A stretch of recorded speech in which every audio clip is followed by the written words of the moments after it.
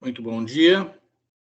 Vamos começar aqui a 28ª aula da disciplina Mecânica Analítica do curso de Mecânica Espacial e Controle, Engenharia e Tecnologia Espaciais. Hoje vamos iniciar análises do desempenho de circuitos elétricos. Vamos para frente? E programação desta aula, nós vemos aí os conceitos básicos de circuitos elétricos, né? Vamos para frente?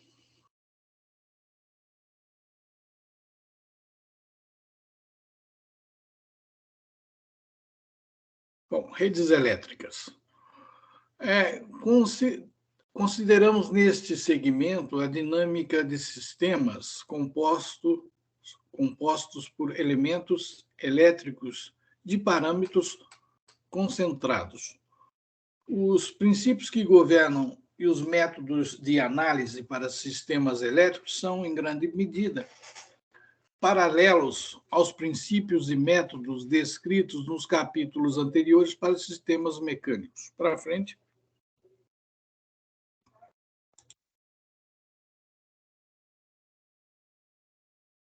Bom, iniciamos com uma breve revisão dos conceitos elétricos básicos, uma descrição dos elementos de circuitos de parâmetros concentrados e declarações dos princípios que governam a análise direta da dinâmica do circuito elétrico.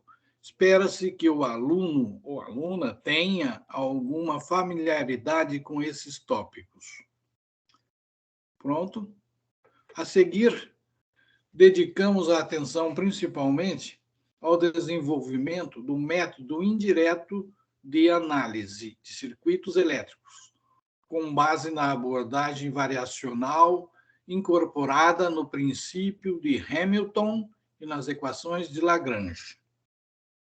Estamos cientes de que esta última abordagem raramente é usada para a solução de rotina de redes elétricas lineares. Para frente. A motivação aqui é lançar as bases para a discussão de sistemas eletromecânicos, onde os métodos variacionais são de grande utilidade e são amplamente empregados, como mostra a bibliografia. Para frente. É interessante notar que, historicamente, o formalismo da abordagem variacional forneceu um esboço sugestivo para o desenvolvimento da teoria elétrica e que os primeiros pesquisadores no campo se apoiaram fortemente em métodos de energia e nas equações de Lagrange. Esses métodos ainda estão em uso hoje para aplicações elétricas, que estão fora das áreas padrão de análise de circuito linear. Por exemplo, sistemas não lineares e sistemas como transdutores, em que há acoplamento entre variáveis elétricas e não elétricas. Para frente. Conceitos básicos. Apresentamos um resumo dos princípios físicos fundamentais envolvidos na descrição do comportamento de elementos de circuito elétrico de parâmetros concentrados. Nossa discussão está dentro da estrutura da teoria do campo eletromagnético quase estático, que é limitada ao caso em que as velocidades de todas as cargas podem ser desprezadas em comparação com a velocidade da luz. Para frente. O sistema de unidades usado para descrever grandezas elétricas e mecânicas nesse capítulo é o sistema George, ou MKS racionalizado, Neste sistema, as unidades das grandezas mecânicas são as seguintes. O comprimento é o metro, a massa é o quilograma, o tempo é o segundo, a força em newton, e a energia em newton, metro ou joule. Para frente. A grandeza elétrica fundamental é a carga elétrica, medida em coulombs. Geralmente reservaremos a letra Q para representar uma quantidade de carga, Q minúsculo. A carga pode ser transportada de um lugar para outro em partículas carregadas como elétrons ou íons. Para frente. Quando muitas dessas partículas carregadas fluem ao longo de um caminho, tal como um fio metálico, pode-se falar de um fluxo contínuo de carga passando por um ponto de referência no caminho. Então, a taxa de fluxo de carga ou partículas carregadas é denominada corrente. E a corrente ela é a derivada da carga no tempo, I igual de Q dt, como diz aí a expressão 5.1. Para frente. A unidade de corrente é o ampere, que é 1 coulomb por segundo. Uma corrente positiva pode resultar de um fluxo de carga positiva, positivo numa direção positiva ou de carga negativa em uma direção negativa. Cargas estacionárias ou em movimento lento exercem forças umas sobre as outras, de acordo com a lei de Coulomb. A força F2,1 agindo sobre a partícula com carga Q2, na próxima figura 5.1, devido à carga Q1, essa força é dada pela expressão 5.2, que F2,1 é igual a menos F1,2, que é igual a 1 sobre 4πε, que multiplica Q1, Q2 dividido por R ao quadrado na direção UR. Para frente. Em que a magnitude da permissividade epsilon depende das propriedades elétricas do meio interveniente. Para o vácuo, a permissividade epsilon zero é igual a 8,854 vezes 10 a menos 12 coulomb ao quadrado por newton metro ao quadrado. Para frente. A figura 5.1 mostra aí a lei de Coulomb para a força entre duas partículas carregadas. Nós vemos a partícula Q1 e vemos a partícula Q2. O raio vetor que vai de Q1 até Q2 é o R.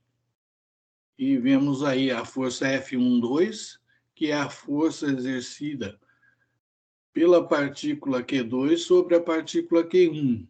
E a força F2,1, que é a força igual e contrária, exercida por Q1 sobre Q2. Para frente.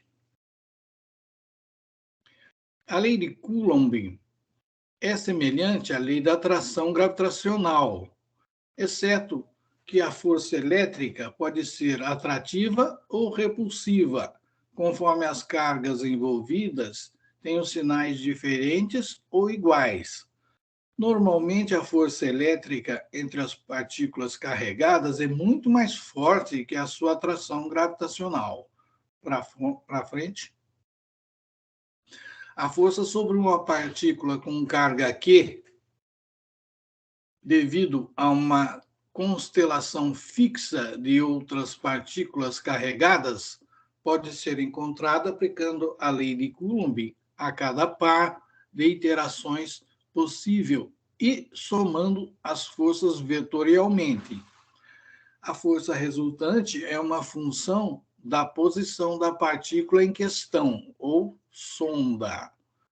A gente denomina essa partícula de sonda, em relação à constelação fixa de cargas. Temos, assim, um campo de força elétrica, F, que é a função de R, onde F é a força experimentada pela sonda quando ela ocupa a posição R. Para frente.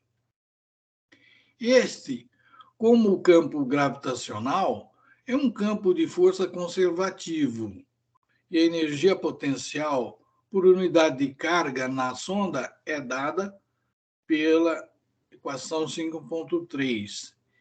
Ezinho, que é a função de R, é menos a integral de R0 até R, de 1 sobre Q F escalar de R, onde R0 é uma posição de referência conveniente.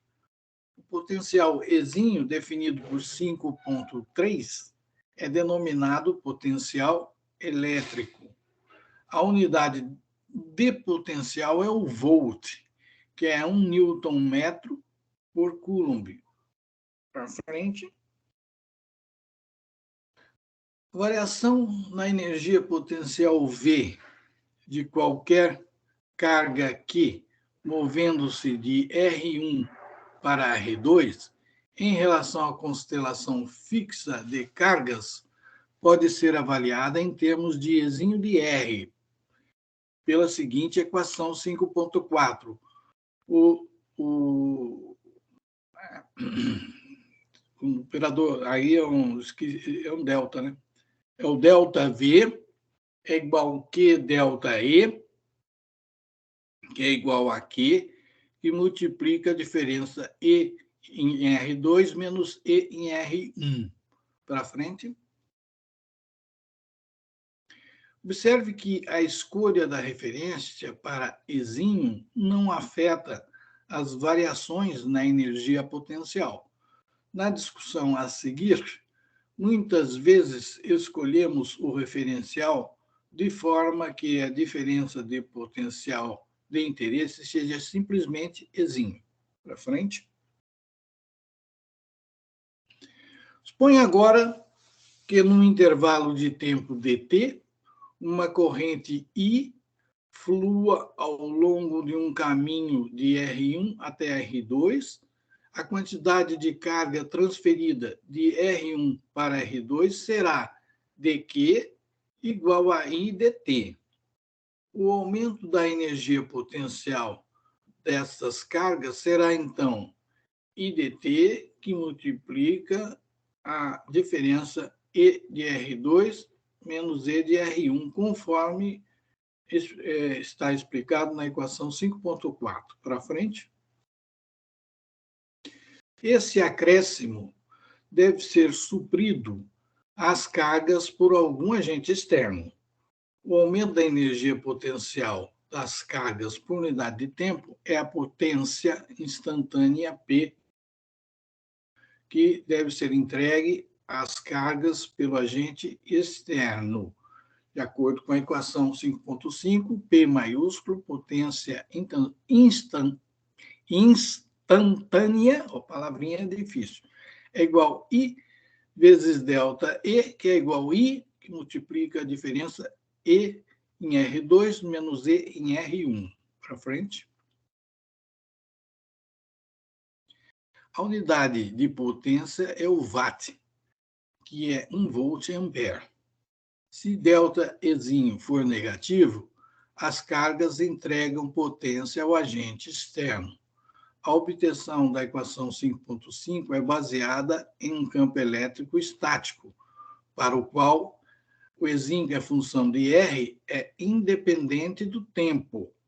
O resultado, entretanto, aplica-se a campos de variação lenta, desde que todas as grandezas sejam avaliadas no mesmo instante. Para frente. E aqui a gente termina esta aula 28. Muito obrigado pela atenção e até a próxima.